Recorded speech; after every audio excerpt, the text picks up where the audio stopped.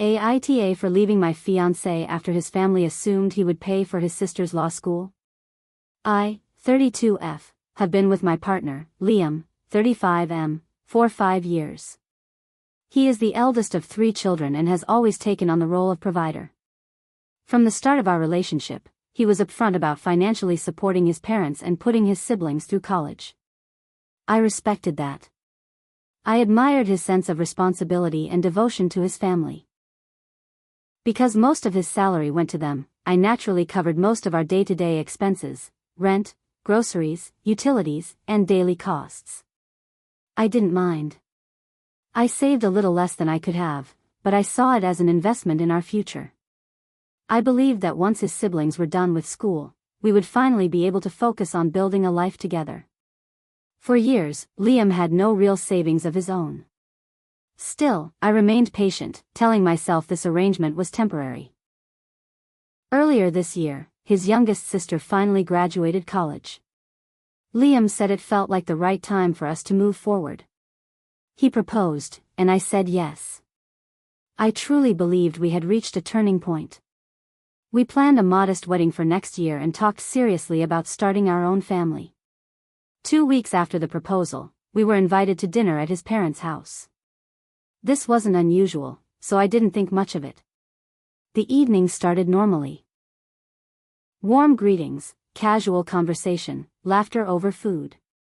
Then, during dinner, Jenna casually announced she planned to go to law school.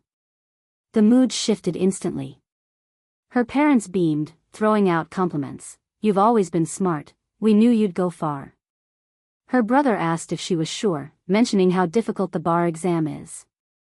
Jenna brushed it off confidently, saying she had strong recommendations from her professors. Then someone asked the obvious question, how would she pay for it? Would she work part-time? Would a company sponsor her, as many do for top graduates? Jenna went quiet for a moment. Instead of answering directly, she began listing the benefits of becoming a lawyer, how prestigious it is, how well it pays, how it's a long-term investment. Then she looked at Liam and said, "You've already been paying for my college anyway.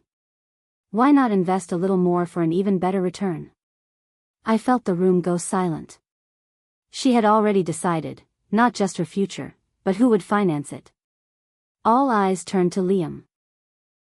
He looked uncomfortable, caught between wanting to please his family and knowing what this would mean for us. Under pressure, he said he'd see if he could make it work. That was the moment I realized this wasn't a discussion, it was an expectation. And somehow, it had already been decided. I stood up, said I needed to leave, and walked out. We were already postponing our wedding because he had no savings. For 5 years, I had been quietly holding us together financially, believing that once his family no longer depended on him, we would finally come first. In that moment, I realized another 4 years, maybe more, of waiting was being silently added to our future without my consent. That night, I stayed at my sister's apartment to clear my head. I didn't explain anything. I just needed space to think and ask myself what I truly wanted. Talking it out with others would only push me toward rushed decisions. My sister only knew I was visiting, nothing more. The next day, I returned to our apartment. Liam was on the couch, visibly worried.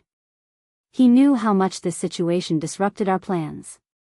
We had talked about this before, we were only waiting for Jenna to graduate so we could finally move forward and build our own family. I asked him what he planned to do.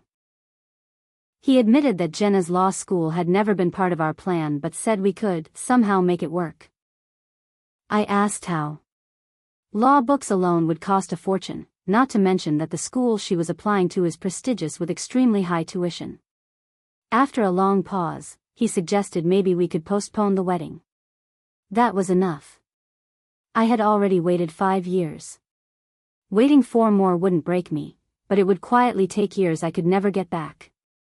I loved him, but I was tired of always being the flexible one, the one who adjusted. I told him I had made my decision, just as he had made his. He said we should talk more, that there was always a way. I told him there was, and I was choosing it. He could support his sister if he wanted, but I would no longer be standing beside him while he did. It wasn't an ultimatum. I didn't ask him to choose. I made my own choice. I started packing my things. Liam followed me into the bedroom, panic clear on his face. He asked me to slow down, to give him time, said we could figure something out. I stopped and looked at him. You already decided. You just didn't say it out loud, I told him. He opened his mouth like he wanted to argue, then closed it.